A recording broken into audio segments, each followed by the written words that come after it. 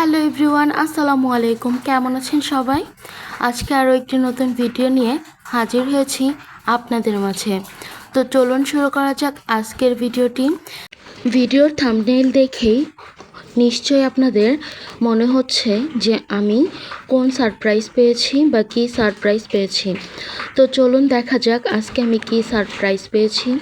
সকাল সকাল ঘুম থেকে উঠে যখন দেখি এ ধরনের মাছ নিয়ে হাজির আর বাজার, তো ঘুম থেকে উঠে অবশ্যই একটু সারপ্রাইজ হয়েছিলাম আমি যে এ ধরনের মাছ, আর এগুলো কাটতে কিন্তু খুব সময় লাগে। তো একটু অবাক আর একটু কষ্ট পেয়েছিলাম আর কি। যাই হোক, এখন আমি বাজারগুলোকে ঢেলে নিচ্ছি। তো প্রথমেই ছোট মাছগুলোকে একটা পাত্রে নিয়ে নিয়েছি আর অন্য মাছগুলোকে আরেকটা পাত্রে নিয়ে নিয়েছি। আচ্ছা, আপনারাও কি সকালে ঘুম থেকে উঠে এই ধরনের সারপ্রাইজ পান? সাথে দেখতেই পাচ্ছেন পুঁইশাক, কাঁচামরিচ, আর এই মাছটার নাম কি আপনারা বলতে পারেন? আর এটা হচ্ছে ট্যাংরা বা ট্যাংরার চাচাতো জ্যাঠাতো ভাই হতে পারে।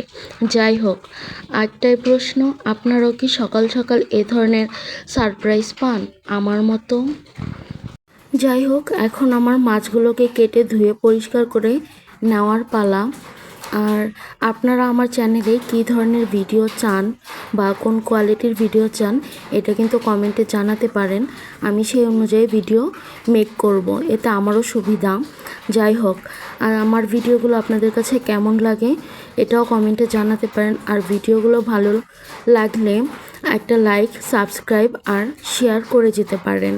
তো আমার এই ছোট ছোট ভিডিওগুলো আপনাদের কাছে কেমন লাগে আবারও বলছি জানিয়ে যাবেন। আর এখন আমি এইগুলোকে কেটে ধুয়ে পরিষ্কার করে নিব। অনেকেই বলতে শোনা যায় যে গ্রামের মানুষরা টাটকা শাকসবজি বা মাছ মাংস খায়, আর শহরের মানুষরা টাটকা শাকসবজি খেতে পারে না, কয়েকদিন পর খেতে হয়।